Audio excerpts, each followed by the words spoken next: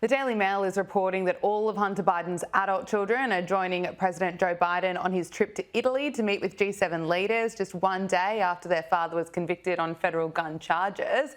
What do you make of this, Joe? Is it a good look, or what does it tell you? Well, it's just a holiday, isn't it? Look, these G7 things, and I was around when the first one started in 1973. I was 29 years old. It was designed to deal with the OPEC crisis in those days about oil. And then it morphed into something else. And of course, there are G7 finance ministers meetings, and there are foreign ministers meetings, and there are heads of government meetings, and there are all these competitions for NGOs and think tanks to put up an agenda. It has now become a cottage industry. And you can always tell that a G7 meeting has no intention of doing anything when they meet in a five-star hotel with a Michelin restaurant. I mean, it's a holiday for these people. You know, it's part of the circuit. I mean, Christ, the guy was just in Europe a couple of days ago, and then he goes back and he brings the kids with him. What does he think this is, Dreamworld? It's supposed to be serious business, and so he brings the kids with him. There's nothing worse than that look. Look, President Joe Biden is allegedly, or he's supposed to be pushing G7 leaders to hold China and Russia in check while tackling global problems like infrastructure funding and artificial intelligence.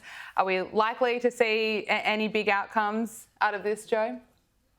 Well, Biden's trying to push the Europeans to accept his plan on either seizing Russian assets, that is, to cash them in, or to take the interest from the assets.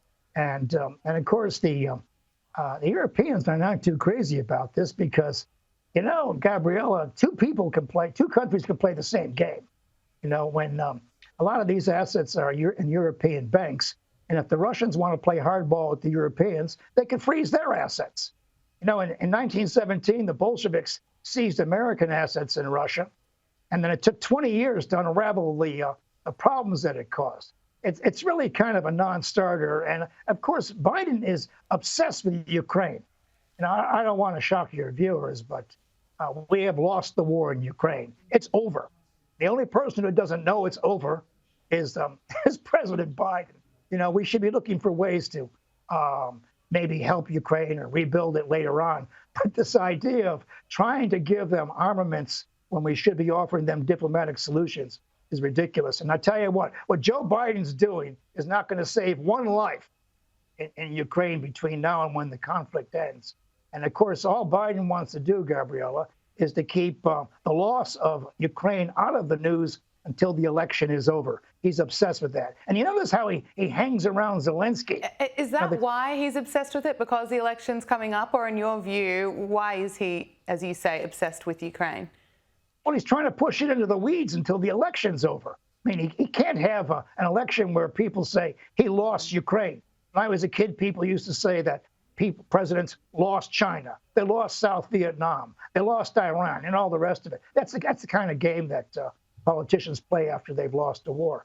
Look, the Russians are going to win this war. They've worn them down. And, you know, as I've said day one, President should have used all his diplomatic power to try to stop this from happening. And of course, he didn't call Putin. He hasn't called him during the course of the war, but he's met Zelensky on numerous occasions, offered him everything but American troops, and offering him all this kind of hope. And you know, the president's attachment to this character just strikes me as incredibly odd. You know, he gives him whatever he wants, and Zelensky ain't all that popular at home because, after all, he is losing the war. They've lost a lot of men, and they've lost a lot of infrastructure. In fact, if you look very closely at Ukraine, it looks like it's been pulverized by Russian artillery, which it has, as a matter of fact. So we should be looking for a decent end for this war.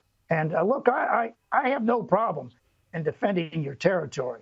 But when you are defeated and the enemy's all around you, you know, what chance does Ukraine have against a nation that has 11 time zones? Zero. We should have known how this was going to turn out.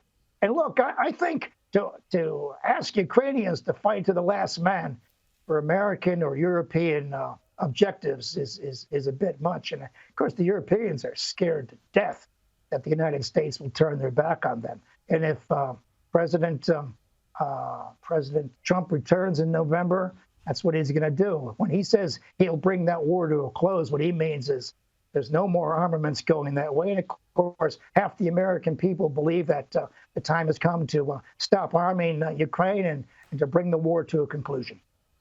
Professor Joe Siracusa, thank you so much for joining us on Power Hour. Okay, thank you.